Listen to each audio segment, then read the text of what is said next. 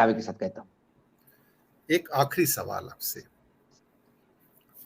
भारत अपने चीन प्रेम को हमेशा छुपाता रहता है और उसको अमेरिका के पर्दे के पीछे छुपाकर आपको जताने की कोशिश करता है कि चीन हमारा दुश्मन है, पर आंकड़े भारत और चीन के प्रेम की कहानी सबके सामने लेकर आते हैं। और मैं जो भी बात करता हूं तथ्यों के साथ करता हूं, अशोक जी, आप जानते हैं। बिल्कुल बिल्कुल बिल्कुल। दर्शक मित्रों, मैं एक चीज आपको बता देना चाहता हूं कि एक जमाना था जब हांगकांग ब्रिटिश कॉलोनी था तो उसके आंकड़े अलग आया करते थे, लेकिन जब हांगकांग चाइना का पार्ट हो जाता है तो उसके अलग आंकड़े देने का कोई औचित्य नहीं होता। और यहीं पर जो जगलरी करके, जादूगरी करके जनता के सामने इस हफ्ते जो आंकड़े पेश किए जाते हैं भारत सरकार के द्वारा, ये कहा जाता है कि यूएस से हमारा नंबर 1 पार्टनर है और पर्दे के पीछे अगर देखो तो चीन नंबर 1 पार्टनर है। चलिए आपको फिगर्स बताते, फिर अशोक जी से इस पर टिप्पणी भी ले लेंगे। ये यहां पे आएंगे हम इस स्लाइड के ऊपर। ये बताया गया कि 2022-23 के अंदर हमारा इंडिया का नंबर 1 ट्रेड पार्टनर यूएस से है। $128 बिलियन का व्यापार हुआ है। हमने अमेरिका को $78 बिलियन का सामान भेजा और अमेरिका से $50 बिलियन का हमने सामान मंगाया। बिल्कुल परफेक्ट है, कोई ऑब्जेक्शन नहीं। फिर कहते हैं कि चाइना का ट्रेड हमारा सेकंड नंबर पे आता है 114 बिलियन पे, जो कि 128 बिलियन अमेरिका से थोड़ा कम है। और इसमें चीन से जो हमारा इंपोर्ट है 99 बिलियन है और हमारा एक्सपोर्ट सिर्फ 15 बिलियन है 114 में से। लेकिन एक इसके अंदर ट्रिक है। ब्रिटिश कॉलोनी हुआ करती थी हांगकांग, अब तो चाइना का पार्ट है, लेकिन उस ट्रेडिशन को भारत सरकार ने अभी तक मेंटेन किया है और हांगकांग के आंकड़े अब भी अलग करके पेश किए जाते हैं। हांगकांग के साथ हमारा ट्रेड इसी वर्ष का $30 बिलियन, इंपोर्ट हांगकांग से $20 बिलियन और एक्सपोर्ट इंडिया से $10 बिलियन। आप सोचोगे कि पूरे चाइना को एक्सपोर्ट $15 बिलियन, वो भी $114 बिलियन में, और $30 बिलियन में हमारा $10 बिलियन हांगकांग को। ये एक बड़ा एक इसमें गोची है। ये आपका क्या कहते हैं ना, हीरो के कारोबार है सारा का सारा। इसमें 9.5 बिलियन हीरे हैं, कट एंड पॉलिश। और वो हांगकांग क्यों जाते हैं जबकि इंडिया की 90% कंजप्शन मार्केट हीरो की यूरोपियन यूनियन और अमेरिका है, ना कि हांगकांग है। तो ये एक हवाला रूट है, मैं आपको बताऊं। खैर, तो कुल मिला के चाइना और हांगकांग बनता है $145 बिलियन, और अगर फाइनल फिगर जब आएंगे तो ये $150 बिलियन होगा। यानी कि 128 के मुकाबले हम $150 बिलियन का चाइना के साथ व्यापार करते हैं, लेकिन उसके बावजूद पर्दे के पीछे दिखाने की कोशिश नहीं करते और कहते हैं अमेरिका नंबर 1 है। तो भारत क्या दिखाने की कोशिश कर रहा है और क्या छुपाने की, कि चीन से हमारा प्रेम नहीं है, लेकिन फिगर्स कहते हैं चीन से प्रेम, अमेरिका से बड़ा प्रेम है भारत का। ये क्या कहते हैं ना, ये रिश्ता क्या कहलाता है? जरा मैं अशोक जी से इसकी जानकारी प्राप्त करना चाहूंगा। अशोक जी, ये रिश्ता क्या कहलाता है? देखिए, ये सरकार दो मुही बात करती है। इनका जो पितृक संगठन है, राष्ट्रीय स्वयंसेवक संघ, और उनके फिर भारतीय जागरण मंच और जो कुछ भी है स्वदेशी मंच वगैरह जो सब चलते हैं, वो चीन की चीजों का बहिष्कार करो और चाइना को अपना दुश्मन मानते हुए एक लोगों के मन में एक इमोशनल अपील जगाते हैं कि हमें चाइना हमारा दुश्मन है, हमसे दूर रहना है। लेकिन जब व्यापार का काम होता है तो सरकार पूर्ण रूप से चाइना के सामने घुटने टेकते हुए, माए बाप मानते हुए उनके व्यापार को पूर्ण तवज्जो देती है। हमारे यहाँ जब फार्मा से बेसिक ड्रग्स चाइना से आते थे, तब ये कहा गया था कि हमने अब बी प्लान चालू कर दिया, सी प्लान चालू कर दिया। ये सब बातें मन की बातें हैं। यथार्थ के धरातल पे ऐसा कुछ नहीं हुआ। यथार्थ के धरातल पे आज भी हम चाइना के सबसे बड़े ट्रेड पार्टनर हैं। चाइना से यदि चाइना ने माल देना बंद कर दिया तो हमारे यहाँ उद्योग का पहिया घूमना बंद कर देगा। इतना पूर्ण रूप से हम चाइना पे निर्भर है। आत्मनिर्भरता की बात हम करते हैं, लेकिन ये कॉस्मेटिक बात होती है। हम कहते हैं कि हमने प्लेन बनाए, हम अब एक्सपोर्ट करेंगे, हमारा आर्म्स और अब डिफेंस का एक्सपोर्ट में हम नाम कमाएंगे, लेकिन बेसिक जो नीड्स है, जो बेसिक रॉ मटेरियल जो चाइना से आ रहा है, उसका रिप्लेसमेंट हम अभी तक नहीं ढूंढ पाए। रही बात हांगकांग की, अब ये इनको कौन समझाए कि ये जो विश्व गुरु बनने जा रहे हैं, इन्हें यही पता नहीं कि हांगकांग का स्टेटस क्या है। हांगकांग ब्रिटिश के अंडर था, उसके बाद हांगकांग चाइना के अंडर चला गया। चाइना ने हांगकांग के ऊपर पूर्ण अभी आधिपत्य है चाइना का। ये बात अलग है कि उन्होंने थोड़े से लिबरल व्यूज हांगकांग में रखे, क्योंकि वहां पे फाइनेंस का सबसे बड़ा हब है एशिया का। हवाला ट्रेड, जो हवाला ऑपरेटर्स है, वो यहाँ से दुबई और दुबई से हांगकांग और हांगकांग से ही पूरे वर्ल्ड ओवर हवाला जाता है। यदि आपको यहाँ से अफ्रीका भी पैसा भेजना हो तो वो दिल्ली से आप भेजोगे तो वो पहले दुबई, दुबई से हांगकांग और हांगकांग से ही कहीं जाएगा। तो हांगकांग ये हब है हवाला का। और ये जो डायमंड है, ये तो सारा खेल ही अलग है सर। इस डायमंड की वैल्यू क्या करते हैं आप? क्या वैल्यू का डायमंड जाता है? जिस वैल्यू का डायमंड भेजते हो वो डायमंड भेजते हो, या वहां से जो पैसा रेमिटेंस करते हो, ये आपका ही ब्लैक का भेजा हुआ पैसा, आपका हवाला का भेजा हुआ पैसा व्हाइट होके आता है, क्योंकि आपने डायमंड एक्सपोर्ट किए हैं। वो डायमंड की कीमत आपने जो भेजा, जो कीमत है उसके 1/4 कीमत में भी डायमंड नहीं रहता। ये हमने जब चौकसे ओकसे के वहां रेड हो गई, और जब चौक से भागने के बाद जब उसके शोरूम वूरूम जब्त किए, तो पहले तो बोला गया कि इतने करोड़ का माल मिला।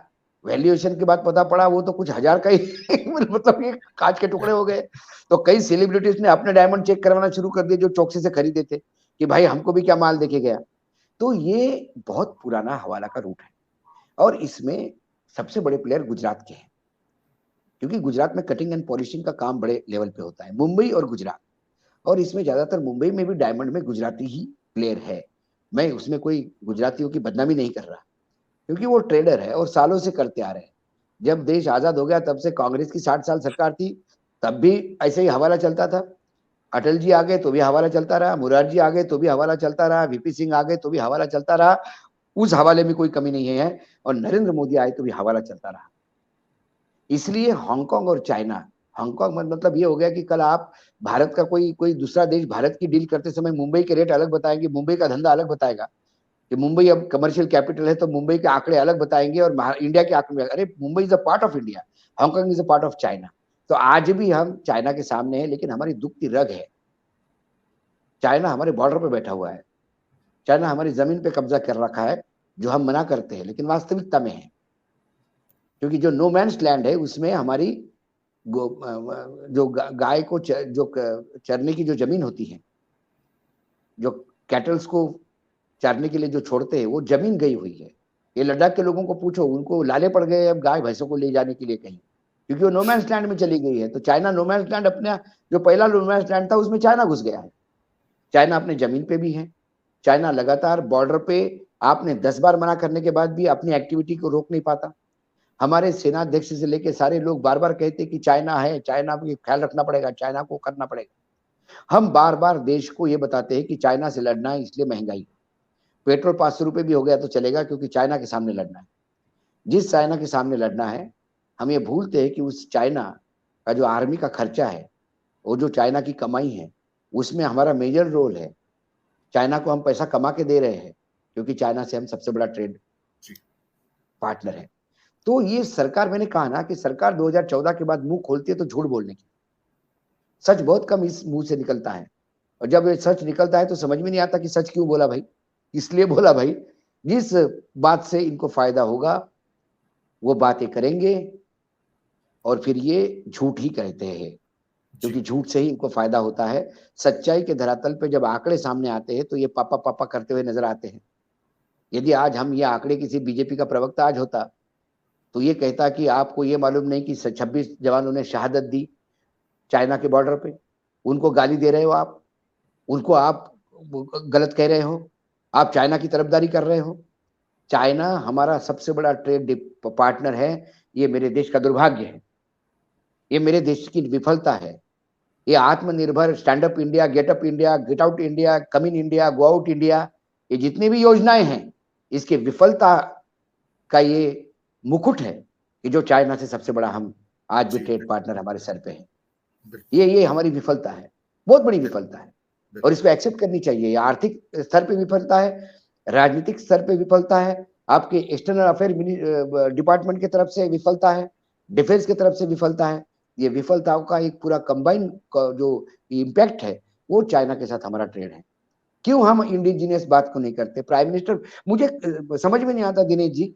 मैं तो कई बार मतलब मैं तो आपसे ही अपेक्षा रखता हूं कि ये जो बजट आते हैं, बजट के पहले एक सर्वे रिपोर्ट आता है, ये सर्वे रिपोर्ट बंद कर देनी चाहिए।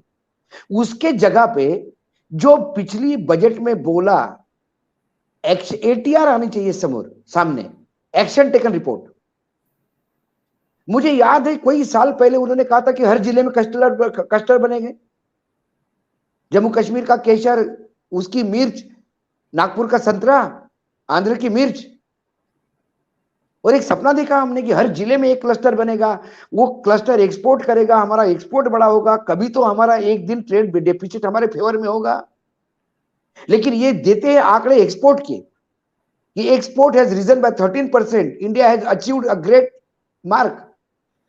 इंपोर्ट देते ही नहीं है, import has increased by 17% and trade deficit has gone more than 100 अरब के ऊपर ट्रेड डेफिसिट गया। इसका जिक्र ये नहीं करते जी।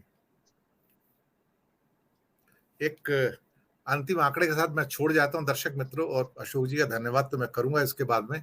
आंकड़ा यह है कि भारत सरकार ने बहुत सारे टेक्सटाइल पार्क खोलने का ऐलान किया, कई साल से कर रहे हैं। एक तिरुपुर संभाला नहीं जाता, इनसे 8 लाख वर्कर काम करते थे, वो 4 लाख पे वर्कर रह गए, वहां पे 4 लाख की नौकरी चली गई है। अब ये दूसरे टेक्सटाइल पार्क खोलेंगे। आपको सुन के हैरानी होगी कि इस साल दुनिया का जो गारमेंट का एक्सपोर्ट का व्यापार होता है $500 बिलियन का होता है सालाना। उनमें से पहली बार इस साल बांग्लादेश ने एक नया रिकॉर्ड बनाने जा रहा है, जून के अंदर जो उसका फाइनेंशियल ईयर खत्म होगा, $50 बिलियन गारमेंट के एक्सपोर्ट टच करने जा रहा है, जो इंडिया के गारमेंट एक्सपोर्ट से 4 गुना ज्यादा है, आप सोचिए। और दुनिया के गारमेंट टोटल एक्सपोर्ट का 10% हिस्सेदार बांग्लादेश बनेगा। और हम लोग ये भूल गए कि हमारे भारत के आधे से ज्यादा गारमेंट के उत्पादक भारत छोड़ के बांग्लादेश चले गए कपड़े बनवाने के लिए। तो आप एक तिरुपुर नहीं संभाल पाते हैं, तो बाकी 75 पार्क आप कहां से बनाएंगे? ये सवाल तो सरकार से बनता है, और हम पूछेंगे कि जरा अपने पड़ोसी से थोड़े बहुत लेसन ले लीजिएगा। सवाल तो बहुत सारे होते हैं, समय की बात है। अशोक जी, आप आए हमारे प्रोग्राम में, आपने 4 चांद लगाया।